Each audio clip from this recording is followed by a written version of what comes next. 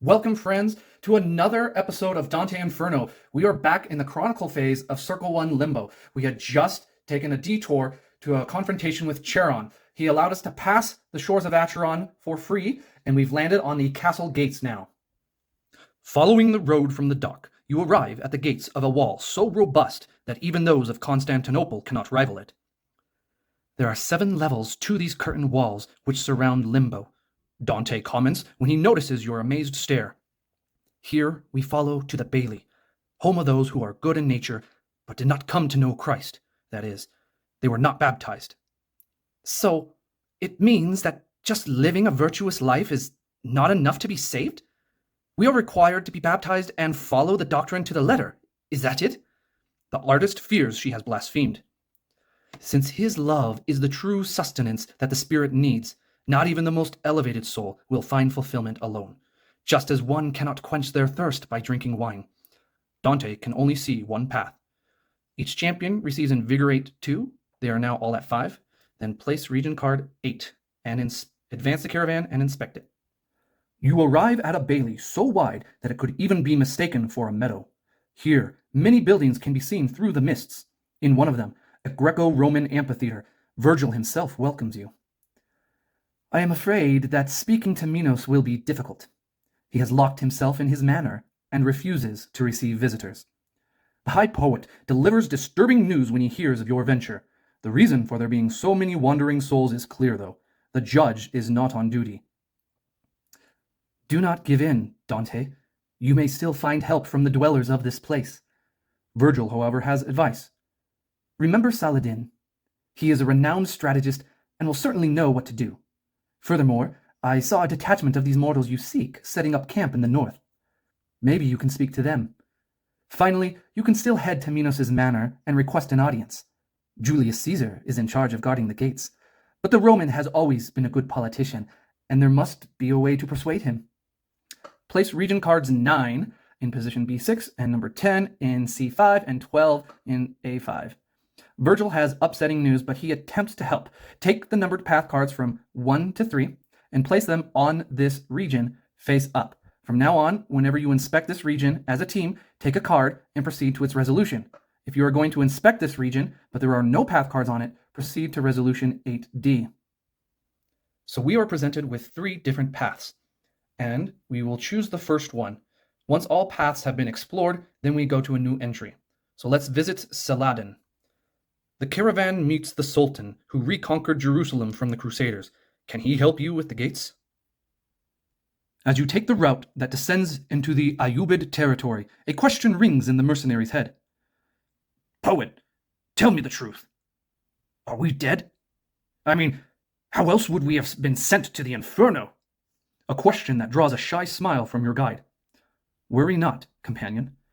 I was alive when I first made this journey 200 years ago. This, however, is not a reason for relief, but concern. After all, you may die here. As he speaks these words, you soon reach your destination. Advance the caravan to region 10 and inspect. The palace that houses Saladin is built to match his reputation. Vaults, tiles, gardens full of apricot trees, and a fountain from which pure water flows decorate it. Forcing entry is impossible. In this place, there are no soldiers or weapons for that. Only peaceful or broken souls. The Sultan ponders as you speak. However, not all victories are achieved on the battlefield. The architect who designed the fortress, Daedalus, lives to the west. He knows it like the back of his hand, and certainly knows another way in. Just as you prepare to follow the Ayyubid's proposal, a curious sight captures the outlaw's attention. A patrol of knights. No more than 5 men, heading through the mists to the east. Far. Is it worth chasing after them to find out what they are doing? Place region card 11 and 15. After you meet Saladin, 2 paths seem to be promising. As a team, choose an option and proceed to its resolution. Just coming fresh off a confrontation, I will play it safe and go visit Daedalus' workshop. Taking the safe route, you head to the workshop. I have a story to tell, Dante shares along the way. It is said that Poseidon, retaliating for an offense committed by Minos himself, made Pasiphae, his wife, fall in love with a bull. Bewitched, the woman ordered Daedalus to build a wooden cow for her to wear to fulfill her desire. And it worked. The poet stops for a while and turns to you. The labyrinth beneath the palace of Knossos was built to house the fruit of this sinful union. The monstrous Minotaur, even though he only followed orders. Minos was furious and made the artisan his prisoner, hence their resentment. Following the rhythm of the witty prose, you arrive at the destination. Remove Plato's cave and advance to Region 11 and inspect. Here, a huge Acropolis-shaped warehouse houses materials, tools, and inventions of all kinds. By the grace of Sara Lakali, look at this place. The artist is filled with excitement. She dances through the pieces. She knows she is surrounded by treasure.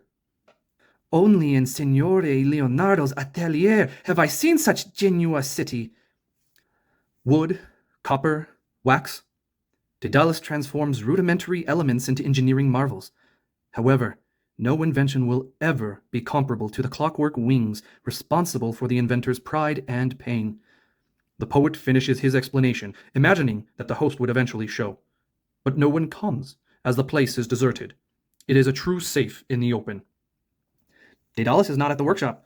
Would he mind if you borrowed a few things? As a team, choose an option and proceed to its resolution. So I'm going to loot the workshop. Daedalus cannot help us, but his belongings may. The outlaw adjusts as he studies some of the pieces. He is a practical man, more attached to ends than means. Would you dare take another man's work? The poet questions with such a frown that you might as well expect lightning to come out of those eyes and strike the rebel right there. One does not question the well-born when they take the labor of the poor people who take care of their homes and fields. So tell me, why should I care? He explains himself, but the outcome of the conversation becomes irrelevant. The artist emerges to show, smiling, the interesting contraptions she has found. It is best to leave as soon as possible. Take heavy crossbow and retractable shield, then return to Limbo Bailey to inspect the next path. Let's go ahead north to investigate the camp. You head north towards the supposed camp. I do not understand, the mercenary begins, breaking the shyness that still existed among you. Your old mentor, Virgil. He does not seem to be tormented. Is not Inferno a place of punishment? To be honest, Limbo is not the worst fate for the damned. They are free to exist in this state of apathy, without glory, but also without punishment, unlike those unfortunates who await us in the circles below, Dante explains. Advance to 12 and inspect it. The path is short. Right after leaving Virgil, you catch a glimpse of tents hastily erected behind palisades made of dark wood. A column of smoke from there reveals that the place is not abandoned. Taking advantage of the cover of the bushes, you crouch down and inspect the camp, just over 200 yards away. Only a single man roams the grounds. Distracted, you do not notice the squad of knights approaching from behind. They are intrigued. After all, what is such a distinct group doing behind the bushes? What the devil is the meaning of this? Their leader points his sword at you. From the timbre of his voice, he barely sounds like a grown man. A patrol of knights finds you suspicious. As a team, choose an option and proceed to its resolution. Try to explain the truth. Not knowing what to do, you look at each other for a moment and silently agree on a story. None of you can guess what the others were thinking, but someone needs to say something. I am Dante Alighieri, and these are the champions of Christendom, sent by the saints to speak sense into your heads. Perhaps the poet is being too direct. I ask you, put down your weapons and take us to your commander, as I need to speak to him. The patrol looks at each other, and you could swear you've never seen more confused people. Is that really what you think we should say? The outlaw cannot hold back. They are armed, poet. They did not come to talk. On my first trip, I relied only on the truth to reach my destination. I have faith in humanity and reason. The Florentine's words are followed by the noise of unsheathed weapons. The knights have no idea how other mortals have come here, but they know very well what to do with anyone who stands in their way. The caravan endures an ordeal of aggressiveness or prowess, and each champion can choose which attribute they want to use. The difficulty is 15. I will use aggressiveness. Matthias has 2, Kane has 2, Marie and Kyra have 1. So that's 6 dice we get to roll. We need 15. That's not looking good. Failure. The battle unfolds before the disappointed poet. He repudiates violence, especially among humans, but is there really another way? Why have the saints chosen warriors, after all?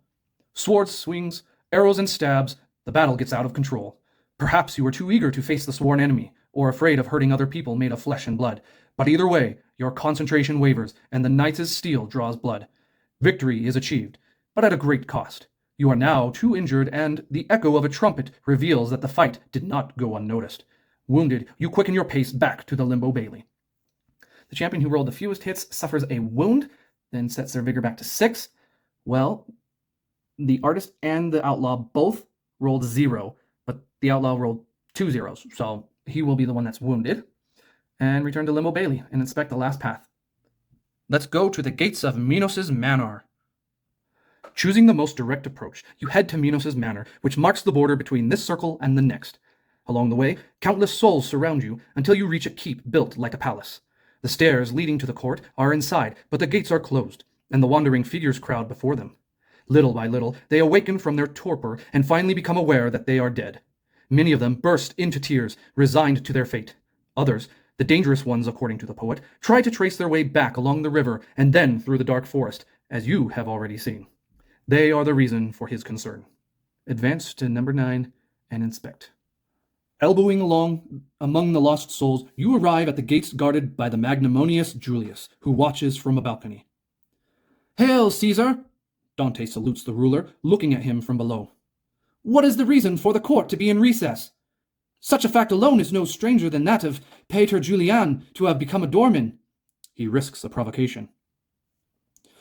"This position dishonors me, yes, but I swallow my pride out of love," the Roman responds. "I will do as the judge says, for unlike me, who was graced with existence in this peaceful place, my dear Brutus is punished in the deepest pit of this abyss, chewed by the devil himself. My hope is that, in exchange for this service, Minos will free him from this sentence. Now get away! You will not be able to go through these gates." The damned is convinced he can reverse the divine arrangement. The poet knows that there is no force capable of persuading Caesar otherwise. His will is so unshakable, and his competence is so unquestionable, that his own countrymen only managed to depose him by assassinating him. Frustrated, you can only turn around and accept that you wasted time. We each get Invigorate 2. If we had the Angelic Sword, we would have another outcome. As it is, we have to go back to Limbo Bailey and trigger the final passage.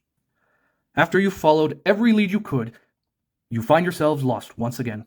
The poet's sad face shows his disappointment in himself for having failed the task. Then, to everyone's surprise, Julius Caesar appears through the mists, accompanied by a battalion of knights wearing the colors of the order. "Hail, gladiators!" the dictator salutes you. "The many wanderings that have taken place recently disturb my patron. In order for the interference in the affairs of the damned to cease, he decided to summon you to a hearing." The offer sounds like a trap. All of a sudden, you are granted what you tried so hard to achieve without success. Choosing to believe that this is a peace offering, you accept the invitation. The Chronicle phase ends here. Now carefully follow the instructions provided on page 14. So now we are going to the official confrontation of Circle 1. We got a crossbow. And we got a shield. So hopefully that will be enough to hold us over in the confrontation. But having the outlaw start with a wound is not ideal. Well, there you go. Just like that, it is over. We have finished the Chronicle phase in Limbo. We are now heading to the boss fight against Minos. Stay tuned for the next video. I'm Gambit, and I'll see you next time when we play it quick.